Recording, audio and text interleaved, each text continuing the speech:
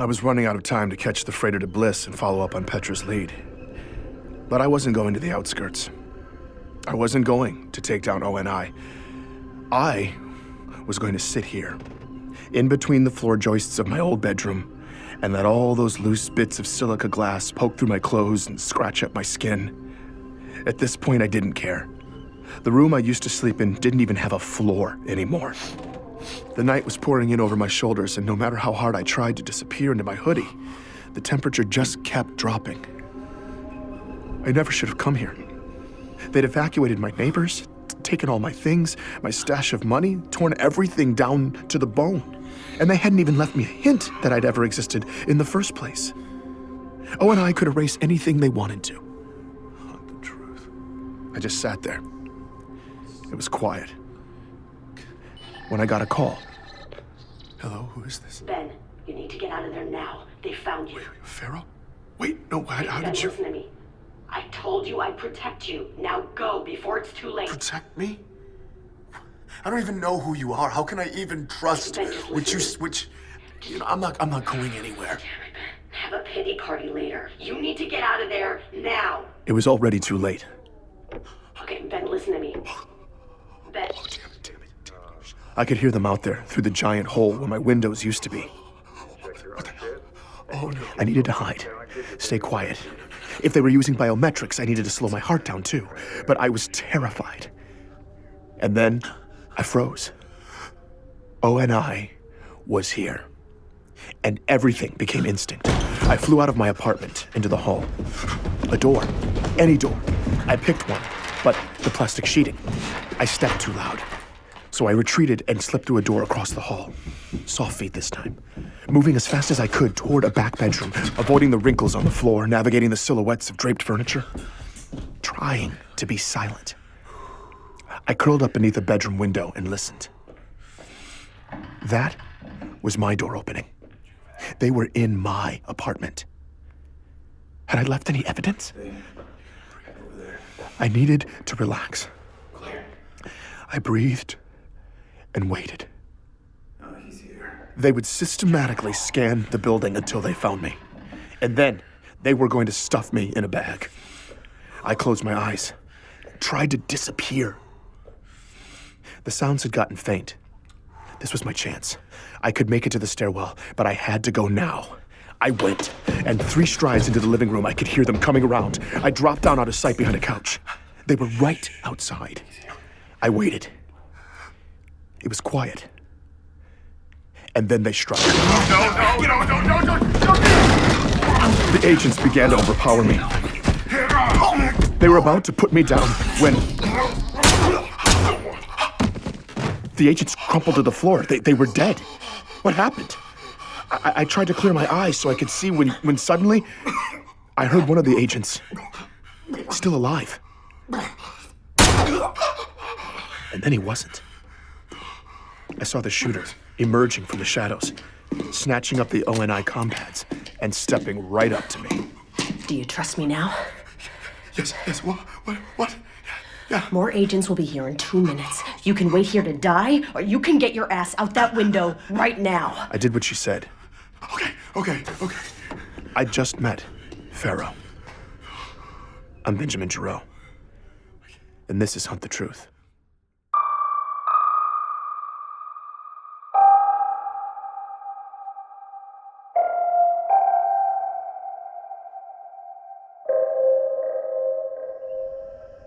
All right, I guess. Pharaoh led the way along the ledge to the fire escape. I was trying not to look down. We jumped the last several feet, and I immediately ran across the street to take cover. Pharaoh, where are we going? Stop talking. I did as she said, trying not to think. She moved quickly, staying in the shadows. I tried to step where she stepped, but it was hard to keep up. I was almost out of breath by the time she finally ducked into a drainage canal and stopped. I was trying to digest what had just happened. Were those agents even... I don't have time to talk. I only came here to make sure you stay a free man, so I need you to listen carefully. If they haven't already, Moni's definitely greenlit you now. You need to get off-world. Agents are probably searching the neighborhood as we speak, and they won't stop until you're neutralized. Oh God. Listen to me. We will protect you. Okay. But we're mobilizing in the outer colonies right now. Major pieces are in motion, so everything's on lockdown. You'll have to make it on your own for at least a few more days. We'll give you the resources you need to lay low. She handed me a compad. This is completely untraceable, so use it for whatever you need.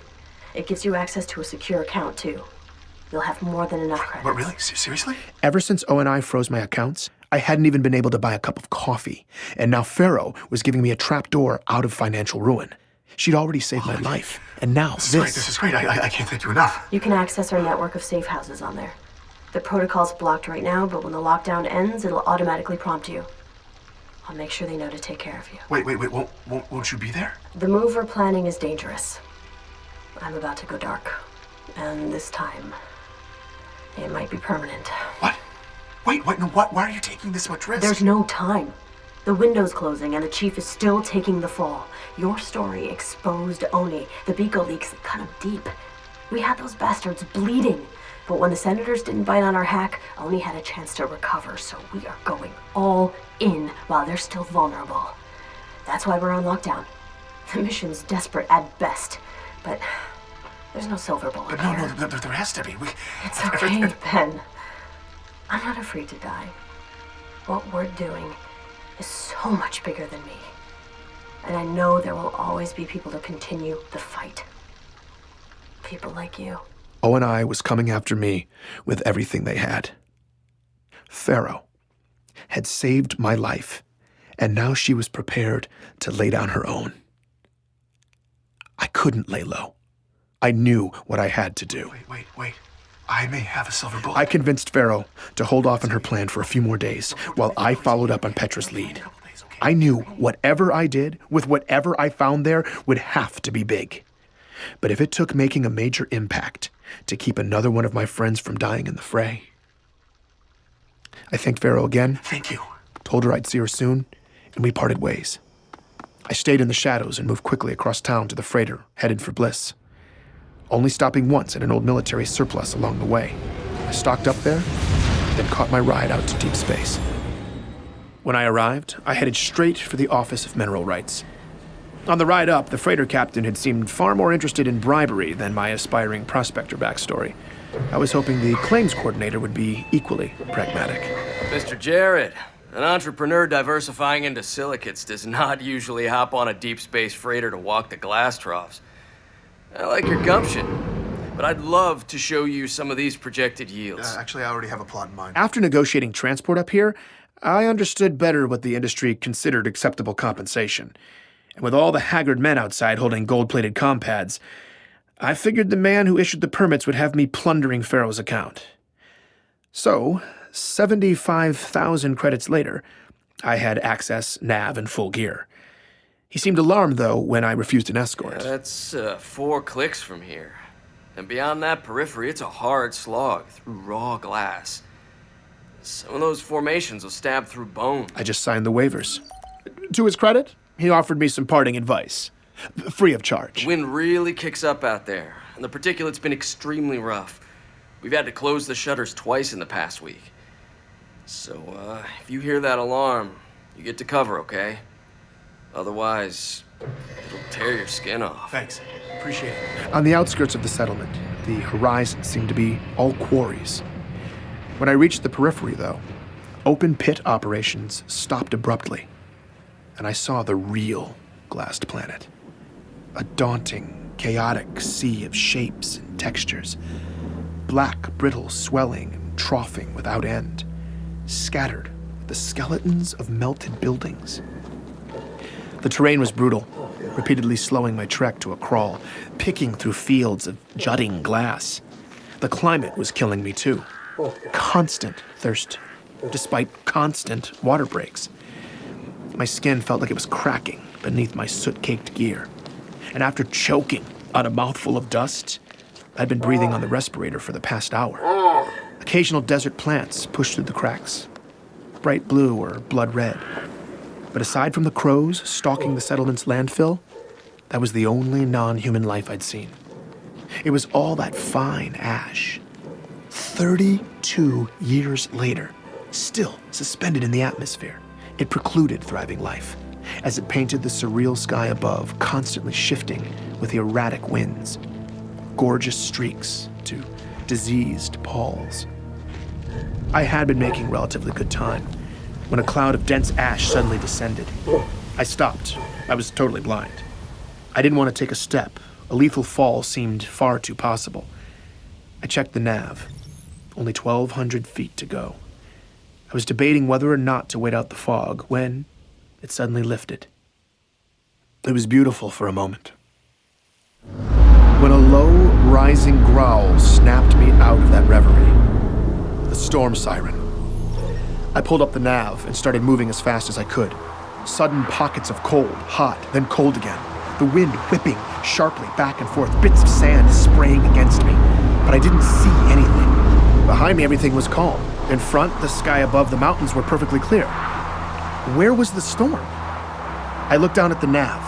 Oh, only a few hundred feet to go. Ahead, I saw the ruins of a huge complex. I'd be there in no time. But then I realized it. Those weren't mountains.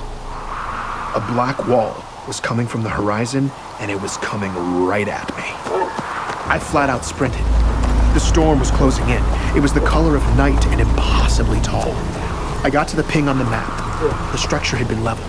There was nowhere to go, and the sand was flying faster, stinging my cheeks. I looked around desperately, trying to shield my face. There was a massive collapsed section up ahead. I scurried over, bits of glass starting to spray against the debris, like tinkling wind chimes. The glass was stinging through my clothes. I half climbed, half slid down the waves that oozed and sloped to the pit, slicing my leg on the way down. The sound was deafening. I had to get in now. I started tugging at a split in the collapsed floor. The storm blasted harder, my skin on fire. I made one last push. The glazing shattered, and I slid in as the wall of glass exploded overhead, and I plunged into the darkness. I laid there for a bit before pulling off the respirator. My skin was stinging all over. I checked my outer thigh. Damn it. It was bleeding and it hurt like hell, but it wasn't too deep. I pulled out my medical kit, wrapped it, and started looking around. Okay, the roof's collapsed there. There's all sort of debris on the ground. Whoever abandoned this place must have had advanced warning and left in a hurry. I shined my light along a back wall. Okay, Office of Naval Intelligence, Subspace Communications. It was an old ONI subspace relay facility. One of the hundreds scattered in deep space to cut back on comm delays between Earth and the outskirts. ONI wouldn't have left anything useful in a place like this. Okay, Pedro, what am I looking for? I followed every warning sign I could find, looking for anything restricted access. A few flights down and dozens of turns in, I was standing on what appeared to be the lowest level. And based on the long echoes into the darkness, the room was huge. I moved through dozens of rows of tall shelves draped with drop cloths. Whatever had happened on Bliss hadn't made a dent down here, apparently. What am I looking for? I peered behind one of the cloths. Guns, explosives, ammunitions, all kinds of aftermarket mods. None of this was UNSC sanctioned. Seriously, guns? Had I come all this way for neatly organized contraband? You gotta be kidding. But that's when I saw it. Out of the corner of my eye. Coming from the shadows at the back of the room through a glass door, No way. a tiny blinking light. No way, it can't be active. An active relay The relay? in an ONI facility? There could be anything on it. There could be everything on it if someone screwed up. The surface destruction was catastrophic. They could have just assumed the glassing had gone this deep. And ONI probably wasn't even operating in any real capacity out here anymore. Okay, This had to be why I was here. let's see. I immediately hooked up my comm pad, and I couldn't believe it. Oh, did I? The server was in standby, but it seemed fully functional. Connecting? Something kicked on deep below, and low auxiliary light filled the room. Oh my god. I started entering queries. Beco. It was current. I remembered the name of the raw file for the Beco video that Pharaoh leaked. That video popped up, and so did the second video, the one Pharaoh hadn't seen. I pulled it down and opened the footage. It was a composite of every single angle cameras captured that day. The original video just showed Chief firing down the hallway where 4 civilians had died. But I didn't see civilians in that hallway. I saw 2 janitors with a rocket launcher. I saw 2 couriers with frags, and none of them had a chance before Chief dropped them. Shot for shot, bullet for bullet, I watched him take out the terrorists, firing his handgun exactly 12 times, hitting only assassins every time. I saw the bodyguard and 4 embassy guards firing at Sakibo himself. And the best part was, the coroner's reports backed up all of it. Ray's scavenger was dead on. It was indisputable. Chief killed the bad guys. Bad guys killed the innocents. I found Sakibo's original request for security and the UEG's immediate automatic rejection. I can't believe it. I had everything I needed to clear the chief. We got him. But there was so much more to implicate ONI. I got an awful idea, and I knew exactly what to search next. Benjamin Giroux. As the results popped up, a chill went down my spine. Psychological profiles on me. Conversations between Sully and his bosses. Bullet point lists of my pressure points and relationships. This was making me nauseated. I downloaded the files, but I couldn't read it. Oh, no way. I scrolled through my interviewees. Gabriela Dvorak's real military jacket, 2524, she was on Dwarka. She'd never set foot on the planet where she supposedly liberated a young John. The war camp survivor Thomas Wu, the man who also lied about there being camps on John's planet, ONI chose the carrot over the stick with him. They promised to fund more memorials and awareness campaigns for survivors of the insurrectionist camps that Thomas and countless others endured. I found the actors, too. Walker, I see you, bastard. Paul Gustafson, a.k.a. Jacob Walker, was in there. His acting resume, personality notes, agreements to surrender existing work and retire. And then I found Dion, or Simon Kensington. There was even video of him rehearsing, tweaking his Dion delivery, responding to whatever prompts his ONI handler was giving. As I listened to him discuss my emotional vulnerabilities, my nausea turned to rage. Oh, you bastards. But when it came to the story I'd never wanted to hear, Anthony's story of the Spartan program, I realized I was still scared to see hard evidence to prove the rumors. But I went for it. I quickly found myself looking at highly classified assignments pushed to ONI scouts in 2516. Queries and requisitions from planet after planet, weighted toward the outer colonies. And then the qualifications for the Spartan 2 program. A list of physical and mental criteria, genetic compatibility with a slate of augmentation procedures, and optimal age, 6 years or younger. I did one last search. John 117. There he was, on a list in 2517. I began to follow his name on a trail of documents that continued past the day his parents thought they'd buried him. The progress reports, written by scientists, language you'd use to describe an expensive technological prototype. But they were talking about a child. They had done that to a hero. To my hero. And countless other children. I was just digging in when, what the hell is that? Corrupted files started hitting my compad. I immediately disconnected from the server and checked the files. They were fine. Oh, thank God. Then, it just shut down. Wait, no. Oh, no. I was terrified. Had I gone over Petra's 72-hour window? Had ONI just caught me looking? I checked the time. Okay. I was fine. Okay, I'm fine. But then, It's okay. what was that? I looked at the server one more time. That little standby light? It was glowing brighter, pulsing at me. I was starting to lose it, but it didn't matter. I had what I needed, and the storm was over. I emerged from the bunker. It was time to leave this sad, ashy nightmare behind. As I trekked back across the wasteland, I stepped with more confidence. I knew this terrain now, and I had ONI right where I wanted them. Please, join me for the next episode of Hunt the Truth.